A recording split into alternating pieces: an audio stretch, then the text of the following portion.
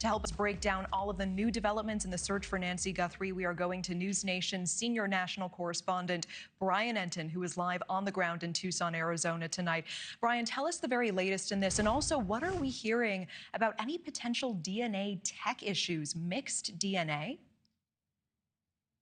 Yeah, a couple of new developments coming in late tonight, Natasha. First of all, you mentioned the mixed DNA. The sheriff, the Pima County Sheriff, did an interview with NBC News, and he's now saying that the samples are mixed, which this is something that we haven't heard before. I wrote down what he said. The samples are mixed, and DNA from more than one person is contained in some of these DNA samples that they are trying to test and get results from.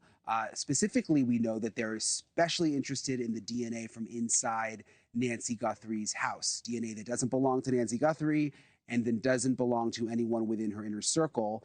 But apparently that DNA, again, they're calling it as mixed, and that it's from more than one person, which is apparently making it a little more complicated. Remember, the sheriff sent the DNA to a Florida lab, a private lab that the sheriff's office here uses. There's a little bit of drama there with the FBI. FBI wanted a lot of the evidence to go to their lab in Quantico.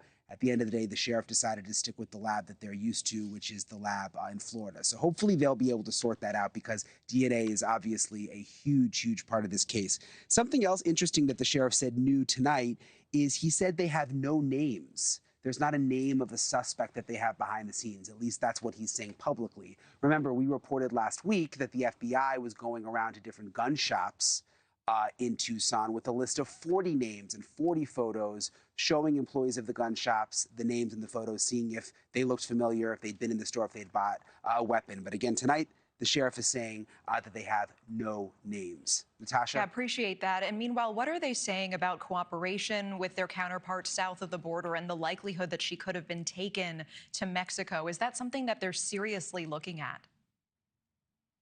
It seems like they are, because we know that the FBI was in touch with Mexican officials very, very early on. Our Libby Dean reported that tonight, that they called Mexico almost immediately to ask them questions about the investigation. Mexico, the law enforcement there, is now saying that they have no reason to believe that Nancy Guthrie is in Mexico. You just can't ignore how close it is, though. I mean, it takes anywhere from an hour to an hour and a half to get to Mexico from Nancy Guthrie's house, where I'm standing right now. It's so easy to cross the border. You don't even have to show an ID or answer any questions. You just go right in, whether you're walking, driving. So it seems like a possibility that investigators have to keep open. And Brian, very quickly, is there a lot of cartel activity in this area?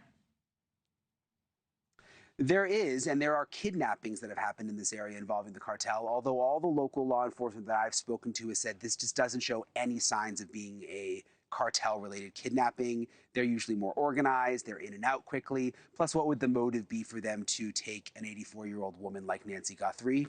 So I don't think it's cartel-related, but whoever did it, you know, it's possible that they could have taken Nancy into Mexico, again, just because it's so close. Yeah, it was so interesting to see how easy it was for you to clear that checkpoint. As senior national correspondent Brian Entin, live for us on the ground in Tucson, Arizona, yet again tonight. Thank you so much. Thank you for watching. Subscribe below and download our NewsNation app right now on your phone, and you will get fact-based, unbiased news for all Americans.